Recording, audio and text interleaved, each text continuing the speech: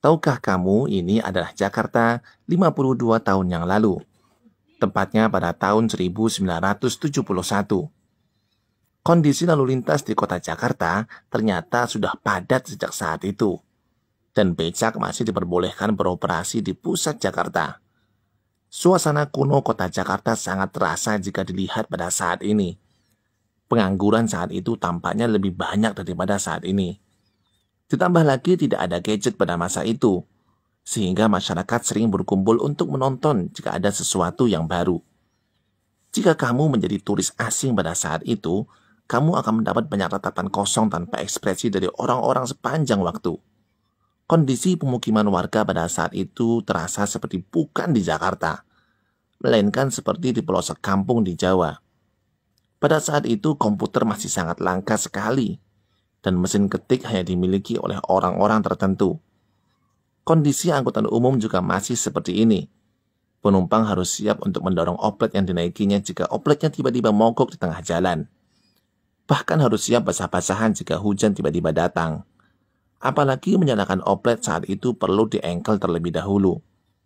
Yang disebut oplet itu ternyata diambil dari kata Chevrolet.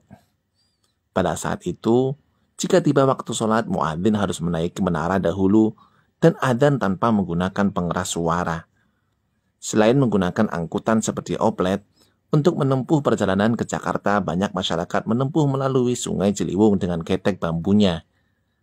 Perjalanan menuju kota Jakarta, tepatnya Kalibata, bisa memakan waktu hingga 2 hari menggunakan ketek ini.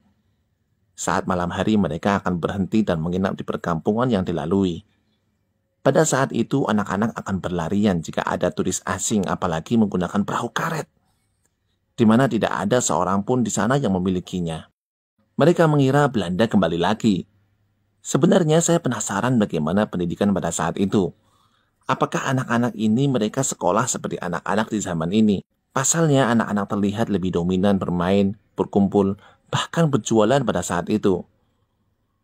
Air Sungai Ciliwung saat itu sepertinya masih terlihat sangat bersih sekali. Sehingga warga banyak yang beraktivitas di sepanjang Sungai Ciliwung.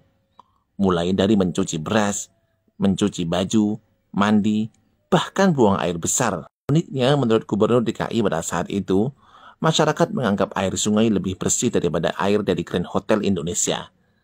Sehingga tempat pencucian baju yang disediakan pemerintah DKI justru tak terpakai sama sekali.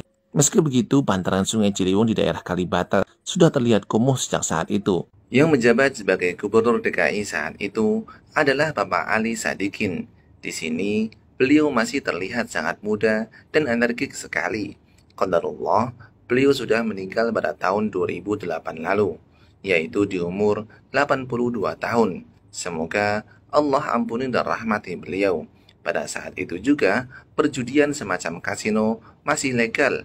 Bahkan, sebagian pendapatan DKI Jakarta berasal dari kasino-kasino tersebut. Saat itu juga, yang menjabat sebagai Kapolri adalah Bapak Hoegeng Iman Santoso, yang namanya disebut oleh Gus Dur sebagai polisi paling bersih di Indonesia.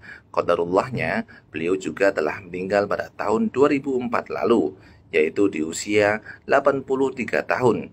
Semoga Allah juga ampuni dan rahmati beliau. Itulah sepenggal kisah Jakarta 52 tahun yang lalu. Melihat kondisi tahun 1971 pada saat itu, saya berpikir ternyata zaman ini jauh lebih baik daripada saat itu. Mulai dari masyarakat yang lebih terdidik, berbagai fasilitas yang mudah didapatkan, walaupun saat ini perbedaan harga yang cukup jauh dari saat itu, namun saat ini kita semua dapat dengan mudah untuk membelinya. Meskipun saat itu tampaknya begitu primitif dan memprihatinkan, namun sepertinya ada satu perbedaan paling mencolok di mana pada masa itu jauh lebih baik daripada masa kini, yaitu kondisi udara saat itu jauh lebih baik daripada saat ini. Iya enggak? Jika saat ini kamu ada yang merasa biasa-biasa saja dan tak berguna, sepertinya kamu perlu pergi dengan mesin waktu ke 52 tahun yang lalu. Dengan kondisimu dan pengetahuanmu saat ini, kamu mungkin akan menjadi orang yang paling cerdas dan keren di zaman itu. Jika Anda punya cerita dan pengalaman yang berkaitan dengan kondisi Jakarta 52 tahun lalu, semoga Anda berkenan membagikan pengalamannya kepada kami, generasi muda yang lahir di atas tahun 70-an. Apalagi jika Anda termasuk orang yang terlihat pada video-video ini. Terima kasih.